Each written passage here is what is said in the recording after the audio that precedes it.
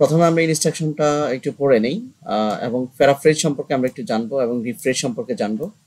কারণ এই paraphrase rephrase সম্পর্কে যদি আমরা না জানি, রিফ্রেজিং না জানি, তাহলে আমাদের এই লেসনটা পারফেক্টলি আমরা জানতে পারবো না বা শিখতে পারবো না। তো প্রথমে বলছে যে সি দ্য গ্রাফ। তো গ্রাফ বলতে কোনগুলো বোঝায়? এখানে যে গ্রাফ আছে বইতে, সেই গ্রাফটা দেখতে বলছে and read the text below, এবং এর নিচে যে টেক্সটগুলো আছে সেগুলো পড়তে বলছে। Therein pair or group discuss the main idea of these texts. এখানে দুইটা, একটা গ্রাফ আছে, একটা টেক্সট আছে, and let us share your thoughts with the whole class. যাই হোক, প্রথমে আমরা প্রাইমারি আলোচনা করি। প্যারাফ্রেজ বলতে আমরা কি বুঝি? প্যারাফ্রেজ বলতে বোঝায় ভাষান্তর বা শব্দান্তর। তো এই প্যারাফ্রেজের বিভিন্ন সিস্টেম রয়েছে। এই অনুচ্ছেদের মূল অর্থ হচ্ছে ভাবান্তর পরিবর্তন করা বা ভাষান্তর পরিবর্তন করাকে আমরা মূলত প্যারাফ্রেজিং বলে থাকি। ইংলিশে এটাকে বলা হয় যে paraphrasing means to state something written or spoken in different word in shorter way. মানে কোনো কিছু আমরা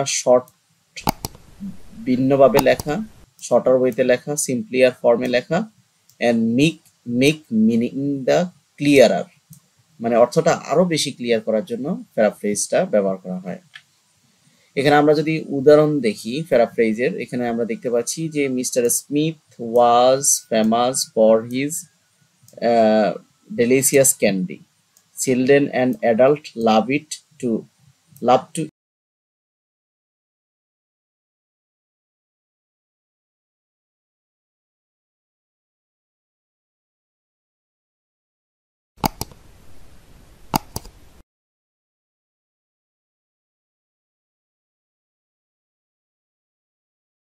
eat it. তো এখানে এটা হচ্ছে অরিজিনাল টেক্সট। আমরা যদি এটাকে প্যারাফ্রেজ করার পর এটা কি হয়েছে, mister Smith was known thoughtful, এখানে ফেমাসের পরিবর্তে কিন্তু নোন ব্যবহার করা হয়েছে। Through out the world, known through out the world, because এখানে ফর দিস এটার পরিবর্তে বিকজ ব্যবহার করা হয়েছে। পিপল এনজয়েড, এখানে লাভড এটার পরিবর্তে enjoyed eating two tasty candy he made. একটু ভিন্নভাবে রিপ্রেজেন্ট করা হয়েছে, বাক্যের স্ট্রাকচার চেঞ্জ করে, অর্থ চেঞ্জ করে, অর্থ চেঞ্জ না করে, শব্দ চেঞ্জ করে প্যারাফ্রেজ করা হয়েছে। এরপর যে আমরা জানবো রিফ্রেজিং বলতে অ্যাকচুয়ালি কি বুঝি আমরা। রিফ্রেজিং বলতে বোঝায় যে অপরিবর্তিত রেখে বাক্যের গঠন এবং ধরন পরিবর্তন করাকে আমরা রিফ্রেজিং বলি।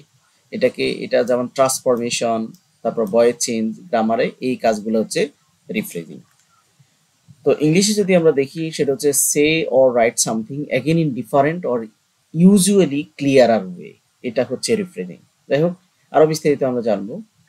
এখানে যে টেক্সট ওয়ান দিছে বলছে দিস গ্রাফ, এটা একটা গ্রাফ, এটা একটা গ্রাফ। তো এই গ্রাফ বলছে percentage of female student who complete lower secondary schools in Bangladesh. মানে এই রেশিওটা ফিমেল শিক্ষার্থী এখানে লিখে দিয়েছে title, percentage of the female students completed lower secondary schools from 2011 to 2019।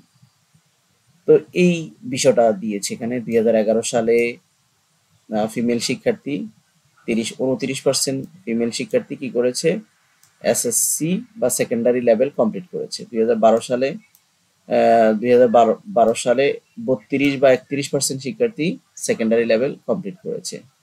2013 সালে এটা প্রায় 28% শিক্ষার্থী ফিমেল শিক্ষার্থী সেকেন্ডারি।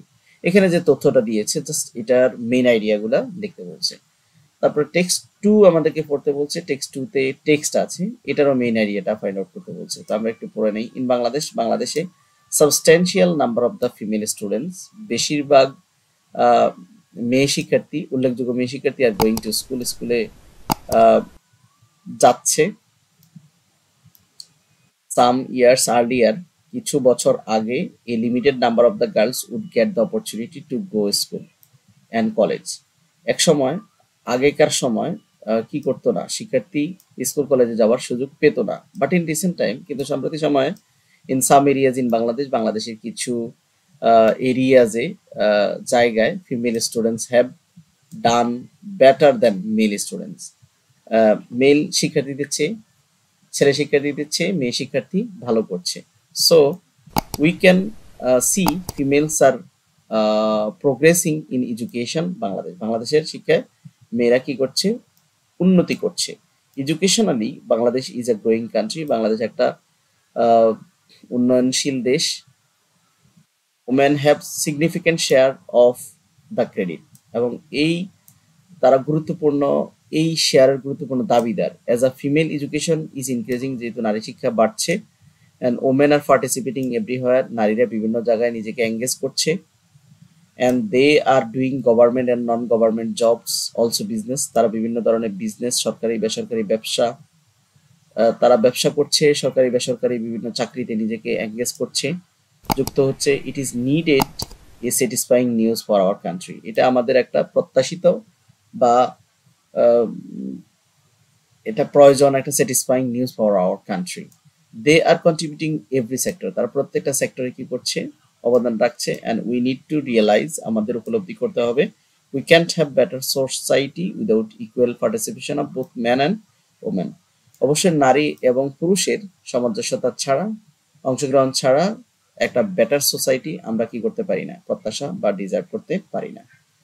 তো এই হচ্ছে দুটো টেক্সট, এই দুটো টেক্সটের মেইন আইডিয়া আমাদেরকে লিখতে বলছে। তো এটা তোমাদের নিজের মতো করে প্যারাফ্রেজ রিপ্রেজেন্ট করে তোমরা লিখতে পারো। আমরা অর্থগুলো জেনে নিব এই পর্যায়ে।